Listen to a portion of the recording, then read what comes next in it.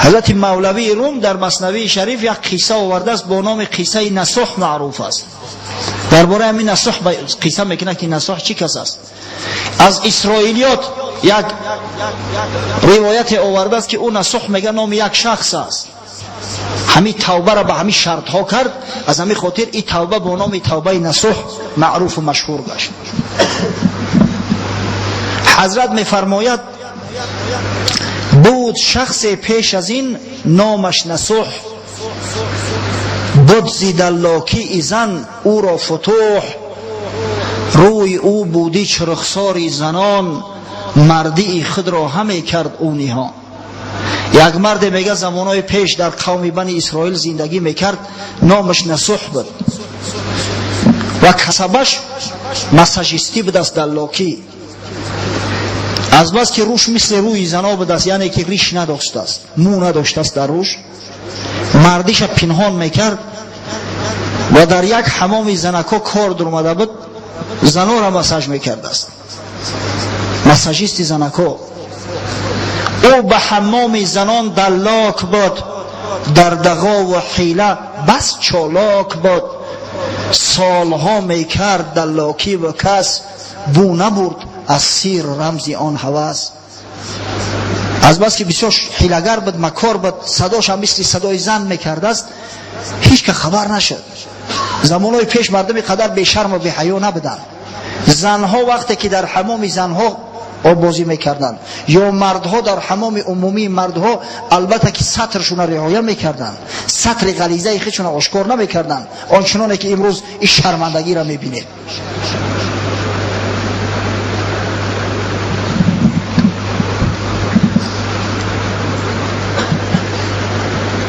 توبه ها میکرد، پا در میکشید، نفس کافر توبه او میدرید.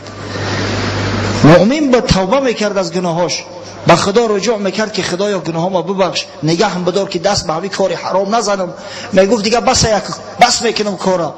اما این نفس کافر، این نفس اماره میگذاره، نفس اماره. باز شیطان وسوسهش میکرد، باز میل رغبتش بیدار میشد، باز میرفت دست به همون کار حرام میزد. یک برادر پیش ما سیر شفاش کرد، گفت همین فیلم های فاحشگی که نشان میتن در تلویزیون، بعضی کانال های مخصوص بوده از همین فیلم های حرام نشون میداد است. توبه میکنم، میگم نمازخانه توبه میکنم، رجوع میکنم، بازگشت همون کانال میکشم، نابود میکنم، باز میگه شیطان وسوسه میکنه، بعضا همون کانال باز از سر نوگریان میکنم. گفتیم اون توبه طولی نصح نشیده است ای برادر، پس معلوم میشه که خدای تعالی این توبه تر نپذیرفته است. خداوند اگر توبه تو پذیرونه دیگر رجوع نمیکنی به این حرام، زیرا این هم زینای چشم است، هم زینای آلات است، زینای جوارح بدنت است، کار حرام است و زیانش در اهل بیت هم میرسه. زیرا که پسر داری، دختر داری، یک روز نه یک روز اونا رو هم تماشا میکنن همون فیلم ها را، شاید که همین باعثی دست به زنا و حرام زدن همون تفلکای تو بگردن، در اون صورت گناهکار اساسی تو هستی. این مرد توبه میکرد، میگه اما باز وسوسه شیطانی نمیگذاشتش، باز توبهش میدریده، دست به همین کار حرام میزد. رفت پیش عارف آن زشتکار، گفت ما را در دعای یاد آر. یک عارف بود از یک شخصی بزرگ در همون شهر زندگی میکرده است، شخصی خداترس، خداجو، عالم، نزدی همون میروه، میگه حضرت گاه در دعاهات مرم یاد کن، در حق مرم دعا کن که در یک بلا و ورطه گرفتار هستم، زوری خودم نرسیده است، شاید به شرافت دعای تو خداوند مرا از همین کار باز بداره. سیر او دانست آن آزاد مرد، لیک چون حلم خدا پیدا نکرد.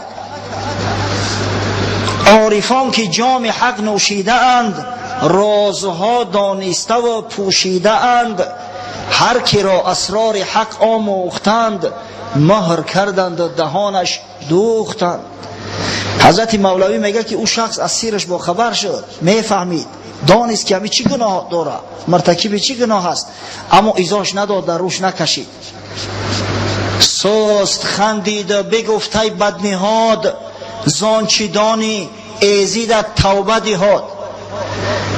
یک تبسم کرد، یک نوش خنده کرد.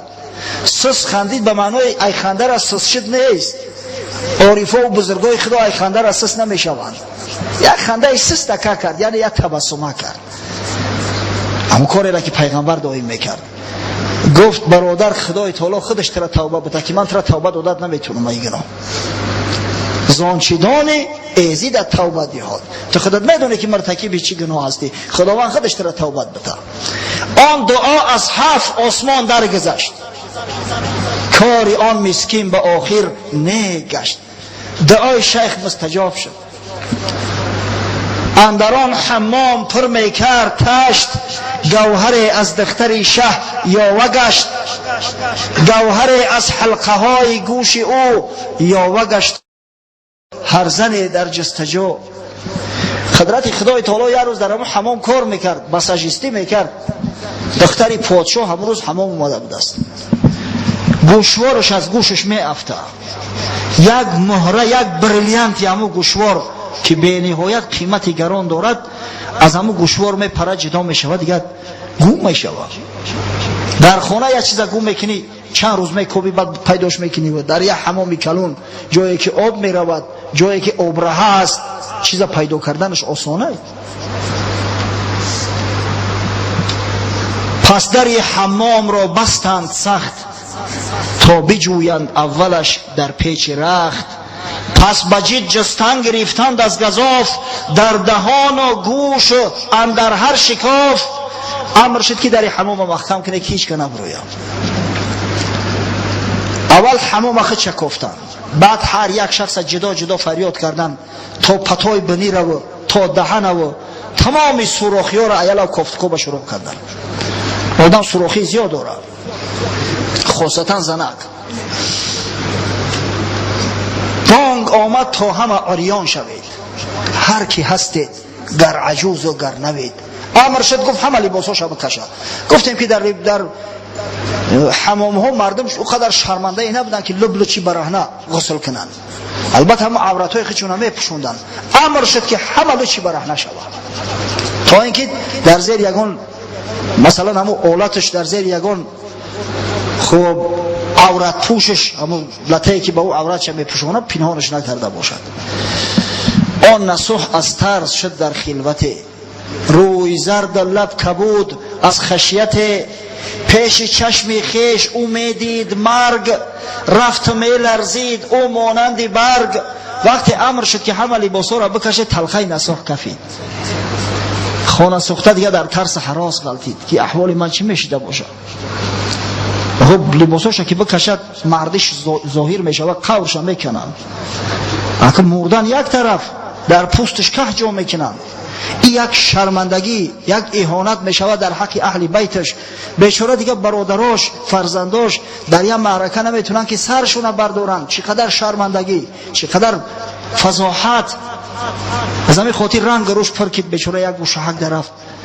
بعد زاره و التجا در اومد. در این لحظه فقط یک فریاد رس داریم خدا. ها وقتی که مشکلی در گرفتار شدیم بعد خداگو میشیم. وقتی که یک بلا به سر ما اومد بعد خداگو و خداجو میشیم. مردی واقعی کسی را میگن که پیش از همون بلا اومدن خداگو باشه. گفت یا رب بارها برگشتم، توبه ها و عهدها بشکستم. کرده ام آنچه که از من میسزید، تا چنین سیل سیاه هم در رسید.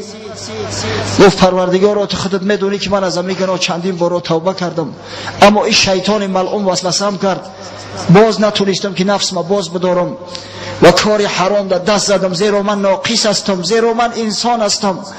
ای خدا آن کن که از تو میسزد، که زهر سوراخ ما را میگزد.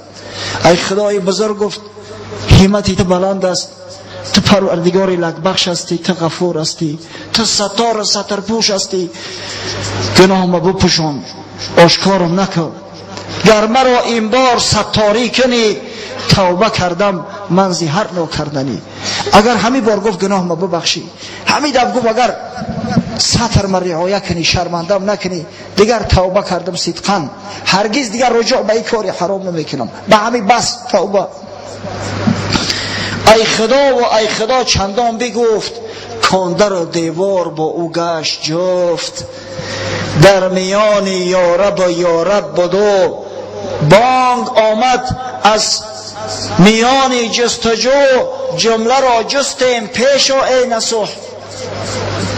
خدا می گفت زاره می کرد، سر در سجده گذاشتگی بود، اما در همین حالت یک صدای شنید. اما سرداری کفتکو کننده ها، سرداری بگیم گروه محافظای دختری پادشاه امر کرد، گفت همه را کفت مکه، کمپیره که نصح نوبتی تشیده، جوان مرگ بکش اکل لباسات بیا نوبتی تشید. جمله را جستیم پیش و ای نصح، گشت بهش آن زمان پرید روح. وقتی این سخن شنید تلخش کفید، هشش را غلطیده، دست دل دیگه از حیاتش سوخت. جان به حق پیوست چون بهوش شد، موج رحمت آن زمان در جوش شد. چون که دریاهای رحمت جوش کرد، سنگها هم آب حیوان نوش کرد. مرده 100 ساله بیرون شد زیگور، دیو ملعون شد به خوبی رشک خور. این همه روی زمین سرسبز شد، چوبی خشک اشکوفه کرده نغز شد. وقتی میگه از ترس هوشش رفت، رحمت خدا در جوش اومد. دریای رحمت خدا وقتی که در غلغله به افته، دنیا را میبینی که شکوفان میگرده، زمین خشک میبینی که علف و گیاه میرویه، درخت خشک میبینی که میوه میکنه، دیو زشت ملعون میبینی که فرشته آسا میشوه، مرده 100 ساله در گب میدرویه. همه این رحمت پروردگاره. اما برای آن که اون رحمت خدا در جوش بیایه، لااقل ما باید گریه کنیم، میفهمه، توبه کنیم، صدقاً توبه کنیم. تو نگیرید طفل کی جوشد لبن، تو نگیرید ابر کی خندد چمن. اگر طفل گریه نکنه به یاد همون مادرش نمیزنه که گشنه شده است به سینه‌اش بتو. کودک گریه کرد به اون چشمی از سینه‌اش بتو. تو وقتی ابر گریه نکنه چمن از کجا میخنده، زراعت از کجا میشوه. تو نگیرید کودک حلوا فروش، بحری بخشایش کجا آید به جوش. یک بیچاره که میبینی گریه و ناله داره، در مصیبت و مشکلی غلطیده است، بعد بحری بخشایش در جوش میآید، در دل ترحم پیدا میشه و به مبروری اسمش میتی. ببینی همون جوان نمی اومد، اگر درد رنج نمیگفت، در بیمارستان خواب نمیکرد، کمپیری مادرش به التماس و التجا اینجا نمی اومد، ایکجا برادرها جوان مردی میکردند و این چند صد دلاری که جمع شد بردیم در دستش دادیم، از کجا میافت؟ پس همین باید برای ما عبرت باشه. ای برادرها، باید توبه با آب دیده باشه، باید صدقی باشه. وقتی که بعد توبه کردیم خدای تعالی اون مشکلی ما را حل کرد، باید همون دائم در پیش نظر ما باشه که دیگر رجوع بازگشت به سوی او گناه نداشته باشیم، و الا قسم به خدا کذاب هستیم، روسیا هستیم. حضرت دملا قصه میکرد، دملای رحمتی، که یک مرد گفت، یک روز اومدن پیشم گفتن که در سکرات غلطی دست، چی در دش رسیده است دیگه هوش نداره، بیا در بالای سرش یاسین بخون. رفتم میگه همون مرد چنان خدا میگه، آدمی که یگان بار نمازخونیش ندیدم، میگه شخصی که در 60 رفته است، ای 60 گذشته سین سالش صاحبی نبیره است، یگان بار مسجد آیش ندیدم، چنان خدا میگه، چنان التجا میکنه، در تعجب غلطیده میگه. بدگهر رودهاش در هم پیچیده بودیم، رودهاش به هم پیچیدیم، همه خدا گوشیده است. توبه میکنه، ای خدا اکی به دادم برس، ای خدا امداد کن. اما وقتی که با دردش گذشت، با خدای بزرگ شفاش بخشید، با مسجدم فراموش کرد، شاید نمازم فراموش کرده باشه، اکی نمیدونیم. او کسی را که نماز خونیش ندیده چه خیلی گوهی میتی. پس همین توبه، این گریه و امداد کذابی نیست، ریاکاری نیست. والله قسم به خدا، خداوند این طایفه مردم دوباره و سه باره با همون ورطه ها گرفتار میکنه، دیگه کسی به امدادش نمیرسه.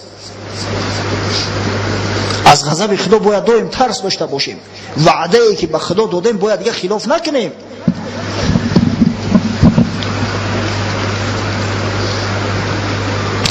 ناگهان بانگ مقصد ناگاه بانگ آمد که رفت بیم، بانگ آمد ناگهان که رفت بیم، یافت شد گمگشته آن در یتیم. از غیره و نعره و قرصک زدن پر شد حمام قد زال الحزن. نخست گفتن که یافتیمش، اما بریلیانت یافتیم. دیگه مردم هم قدر شاد شدن که داد و فیغان و تکبیر تمام مسجد فرا گرفت، زیرا بیچاره همه در ورطه گرفتار بودن. یک آدم دزدی میکنه 10 کس میبرن تای شتر میکشن، یک آدم یک جنایت میکنه 100 کس گمانبر هستند. تا زمانی که همو جنایتکار پیدا نشود بیچاره دائم در عذاب کشکش دن. همین بیچاره مردم، یعنی این زنایی که در داخل حمام بودن همه در حساب جنایتکار که داخل بودن، گمانبر بودن، از همین خاطر بسیار خرسان شدن. دیگه از شادی و از قرصک زنی تمام حمام به صدا در اومد. در حمام آوازی اندک و قدر صدا داره و وقتی برن عرب زنی چقدر گل درست میبرومده باشه، زیرا که حمام خودش یک اخو داره. کسایی در حمام صداشون بلند کردن میدونن. آن نصوحی رفته باز آمد به خویش، حیرتی او دم بدم میگشت بیش. می حلالی خواست از وی هر کسی، بوسه می دادند بر دستش بسه. بعد گمان بردیم ما را کن حلال، گوشتی تو خوردیم اندر قیل و قال. از صدا و فیغان مردم نصوح به خوش اومد، خوشش در سرش زد. اگه این دست و دل از حیات شست است، آماده به مرگ شدگی ای. وقتی چشموش باز کردید که مردم در بالای سرش جمع شدیان، یا تاش پوهاش مالید استای، یا تاش دستاش مالید استای، یا تاش دستاش بوسه کرده استای که گناه ما را ببخشه که کمپیرک در حقیقت گمانی بد بردیم. ترا همین کمپیرک بیچاره را امر کرده که بیا بکش عورت‌های غلیظه نشان بده، در همین سین سال برای ما عیب بود. از همین خاطر از بس که ما در حقت گمانی بد بردیم، ترا غیبت کردیم، گوشت ترا گویا خورده ایم، پس ما را بخیل کن، ما را ببخش. گفت بد فضل خدای دادگر، ورنه زانچم گفته شد هستم بتر. چی حلال خاص می باید زمن، که منم مجرم تری اهل زمان. کمپیرکی نصیح گفت این فضل پروردگاری بزرگ لگبخش بود، من ایره ای خدای بزرگ خود میدونم، نباشه از گمان شما دا من بدترم. شما ایوان چی بحیلی طلب میکنه؟ من از گمان شما بدترم. شما گمان میکنه من دزدم، در صورت که یه روسیایی بدبخت هستم. اگر شما گناهی ما را بفهمه با هیچ وجه ای 100 جانم یک جانم رها نمیوبم. من همه دانم و آن ستاری من، جرمها و زشتی کرداری من. حق بدید آن جمله را نادیده کرد، تا نگردم در فضیحت روی زرد. گفت من میدونم پروردگاری بزرگم که چقدر گناه مرتکب شدم، چقدر در گناه غرقه هستم. خدای بزرگ همه را میدونیست، پوشاند گناهی مرا تا شرمنده نشم، خجالت زده نشم. آفرین ها بر تو بادا ای خدا، ناگهان کردی مرا از غم جدا. هزاران شکرانه ای خدای بزرگ گفت که در یک لحظه همه غم اندوه از من دور کردی. فقط این قدرت تو داری ای خدای بزرگ. نصح کار بس کرد، خانهش اومد، توبه کرد از دیگر. بعد از آن آمد کسی که از مرحمت، دختری سلطان ما میخواندد. دختری شاهت همه خواهد، بیا تا سر شوی کنون ای پارسا. چند مدت گذشت که ملازمای دختری پادشاه به سرش اومدن، گفتن کمپیرکی نصح دختری پادشاه ترا یاد کرده است، همون مساجای ترا یاد کرده ای. مساج مردینه همیشه در زن مردم مقبول است، همچنانه که برعکس است. دختری پادشاه میگه ای کمپیرک کجا شده است، بخیزه بیاید سرما بشو مساج ممکنه. جز تو دلاک نمیخواهد دلش، تا بمالد یا بشوید با گیلش. ببینه این امتحانی پروردگار را تا کدام درجه ای شما ببینه. بعد که توبه کرد به او خلاص نشد، با وسوسه شیطانی را ببینه. اومدن که این دختر پادشاه دعوت داره که تو ندیم خاصش بشی، حمامدار و مساجیست خاصی دختر پادشاه بشی. دنیا انا خیلی لذت ها داره که مردم در کام خودش فرو میبره. شیطان دنیا را انم خیلی لذت بخش در چشم آدم جلوگر میتن. گفت رو دستی من بیکار شد، این نصوحی تو کنون بیمار شد. گفت برای نکه دیگه غمم نتین که من کسل شدگیم، این دستو ای کارموند است دیگه، من مساجیستی کردن نمیتونم. خیلی جوان مردو الحمدلله در همین دوری ما و شما هم بدست. یک برادر یک وظیفه بسیار بلندش پیشنهاد کرده، یک حوجی است برادری ما از رفیقمون است، نامش نمیگیرم. استادش میبینش این شخص متخصصی بسیار کلمبه در ساحه بانک ها، چند مدت شد کار نمیکنه، الحمدلله دو کرات حوجی ای. همون استادش که وظیفه بسیار بلند داره، سرداری کلان است، یه روز میبینش میگه این چی شکل صورت است؟ الحمدلله این شکل سیمای صالحا داره، ریشی زیبا داره، این چی شکل صورت های؟ پیش من بیو. میگه پیش من بیو کارت بتم. یک کاری بینی باید باز بلند براش وعده کردین، فقط میگن رشته میتروشی میای همون وظیفه را اجرا میکنی.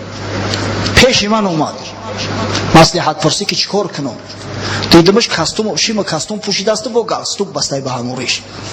پرسیدم تینجیای؟ گفت این همین خیلی کار بود، ای قبولگاه رئیسی کلان اومده استم، یا رئیس مقصد شخصی که ساحه های بانکی در رئیسی کلان، یعنی که در هم ساحه بانک کلان ای. گفت همین خیلی پیشنهاد چیکار کنم، چی مصلحت میتی؟ گفتم خوب فکر کن، اگر کارت حرام نباشه، یعنی که اگر بر رشوه و دیگر رو آمیخته نباشد، اگر فایده و منفعتت به مسلمانان برسه، من فتوات میتونم رشته بتروش برای کار کن. نه که اگر همین نباشه نکج برادر. گفت یگان ضرورت ندارم، الحمدلله زندگیم خوب رفته است، خدای تعالی رزق روزی من رسونده است. با او کاری حرام ای، او کار به رشوه نمیشه، او کار به ریبا و پرسین نمیشه. از همین خاطر همون کار قبول نکرد. مردم آماده هستن که برای گرفتن همون کار 40-50 هزار دلار رشوه بدن، همین مردک نگرفت همون کار. باور کنید قسم به خدا در پیشش آشکار نکردیم، اما خانه اومدم گریان شدم که اگر خدای تعالی شخصا خیلی برای در همین امتحان، در معرض همین امتحان قرار بده، آیا من مثل همین جوان مردی کردم میتونستم باشم یا نه؟ هر کدام باید که اندیشه کنیم، همین باید برای ما درس عبرت باشد. نصح هم امتحان خدا را ببینه، امتحانش کرد پروردگار، از امتحان سر بلند برآمد. گفت دیگه دستای من از کار مونده است، برای نکه یگون مساجیست دیگه بکوبه که من پنسه شیدم که دیگه نمیتونم. با دل خود گفت که از حد رفت جرم، از دلی من کی رود این ترس و غرم. من بمردم یک ره باز آمدم، من چشیدم تلخی مرگ عدم. با خودش اندیشه کرد که ای نصوح پشت در سرت بگی، یک بار مرد خدا زندت کرد، ای شرمندگی و خجالت نجات داد. بعد از این محنت کی را باری دیگر، پا رود سوی خطا الا که خر. بعد این محنت، بعد این امتحان خداوند، مگر خر بود چنگ به همین کار میزنه و از راه هدایت پروردگار به راه میشود. گر سری هر موی من گردد زبان، شکرهای تو نیاید در بیان. نصح شکرگزاری نعمت خدا کرد که پروردگارا همین صبر تحملم تو برای من دادی، تو بدی ای خدای بزرگ که همه قلف عناد از قلبم کشادی، تو مرا هدایت میکنی و از این گناه ها و از این بدبختی ها باز میداری و الا شاید که شیطان باز گمراه میکرد. از این خاطر اگر هر یک موی بدنم زبان برآورد و شبانه روزی شکرگزاری نعمتی ترا کند، از 1001 شکری ترا انجام دادن نمیتونن. میبینم که موضوع توبه را تا آخر رسوندن نمیتونیم، زیرا 5 دقیقه دیگر وقت مونده است. از پروکراتور ناحیوی یک خواهش درخواست به ما رسیده است، یک مجلسی هم در همین موضوع شده گذشته بود است. ما با کار مشغول بودیم، بم بدیم در مجلس شرکت کرده نتونستیم، اما رئیس محله های همین گرد نواحی الحال آورد همون درخواست به ما رسوند. در تمام مسجدایی را اعلان میکنن تو برای ما و شما یک هشدار باشه، هشدار.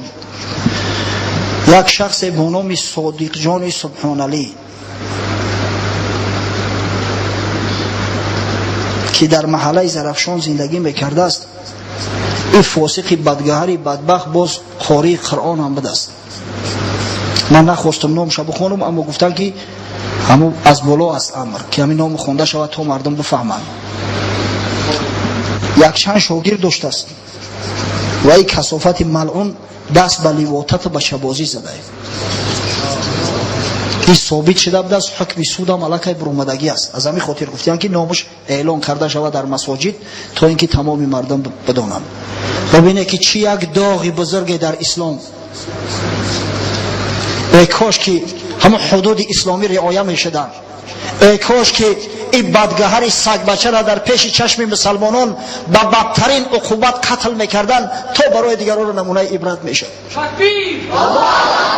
زیرا این بدبخت شاید در همون ترمه هم دیگه اصلاح نشود. البته که سزای کارش میبینه این بدگهری ملعون. اما ای برادرای عزیز، ما و شما اهل مسجد، اهل قرآن باید چنان تازه باشیم، چنان آزاده باشیم که در ما یک داغ دیده نشود، کسی به ما سری موی اعراض گرفته نتونه. دائم در همین موضوع گپ میزنم که بچه‌ها یک مسئولیت بزرگ در دوش داریم. مسئولیت ما همین مسئولیت اسلامه. شما میدونه که لشکر شیطان برای گمراه ساختن مسلمانان چقدر کوشش میکنن، چقدر تردد میبینن، چقدر سعی تلاش به خرج میتن. خواه او شیطانای جینی باشن، خواه شیطانای انسی باشن، همه بر ضد اسلام مبارزه میبرن تا یک داغ در اسلام باشه. وقتی که ما و شما نفسی خودمون داشته نمیتونیم، وقتی که ما و شما از غضب پروردگاری بزرگ اندیشه نمیکنیم، ببینه آخرش چی میشه. خدا کنه که پروردگار این سگ بچه را با بدترین مجازات جزاش بده در همین دنیا تا اینکه برای دیگران را نمونه عبرت باشه. هیچ کدام ما و شما باید در این مسئله بی‌طرف نباشیم بچه‌ها. ننگ اسلام داشته باشیم. همین شیشه ناموس ملت اسلامی باید در بغل هر کدام ما و شما باشه. کوشش کنیم که همون شیشه نه افته و نشکنه. ببینید یک سگ بچه یک ملعونی را کرده است، این قدر داغ در اسلام شد. مرتکب این گناه ها آدم زیاد می شود. اگر در جامعه نگاه کنیم این حیوانات لوطی و لواطتگرا بسیار هستند، اما ببینید وقتی که یک قاری کار میکنه چقدر عیب است، چقدر ننگ است، چقدر شرمندگی و خجالت است، در یک لحظه در همه جا پهن می شود.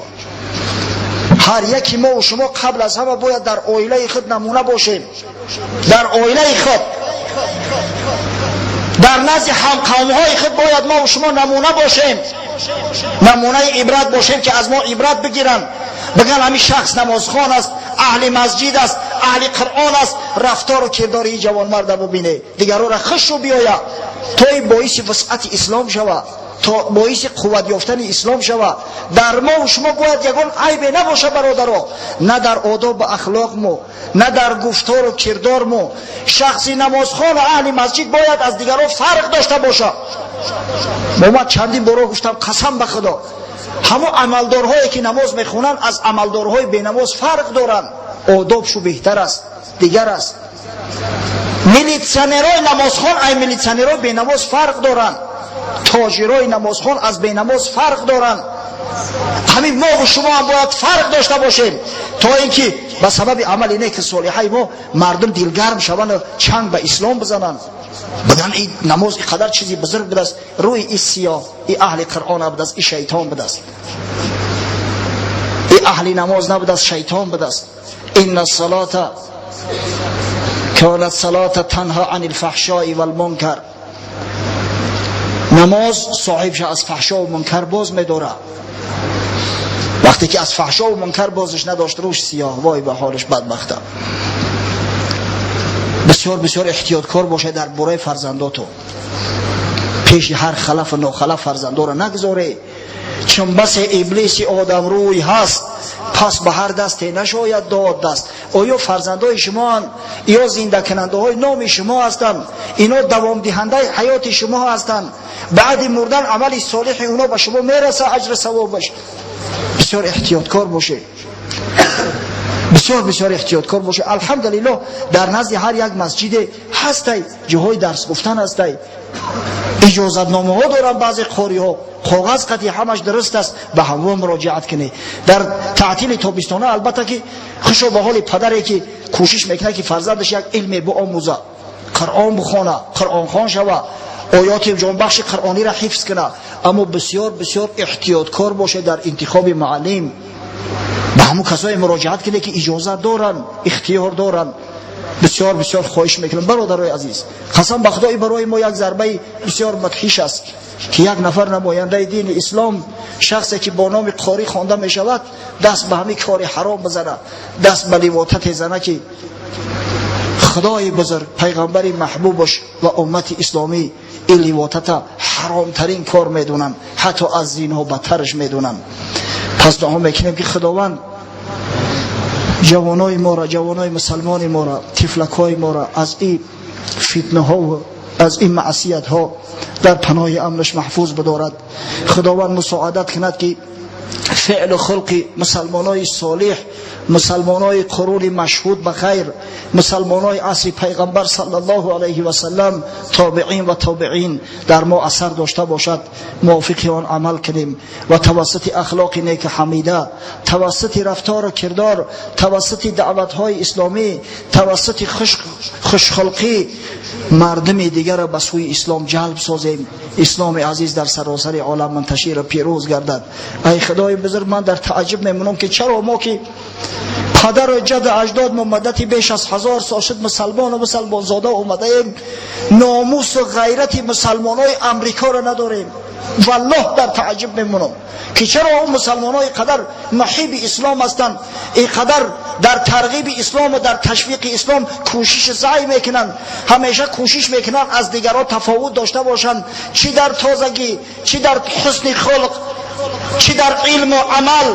اما ما و شما اینقدر پست هستیم، اینقدر بے پروا هستیم نسبت اسلام بزرگ خود، نسبت تقدیر فرزندای خود. پس پروردگار ننگ ناموس اسلامی قبل از همه به ما عطا فرما تا در اجراعات فرامین تو و فرامین پیامبر محبوب محمد صلی الله علیه و سلم کوشا باشیم. آمین یا رب العالمین.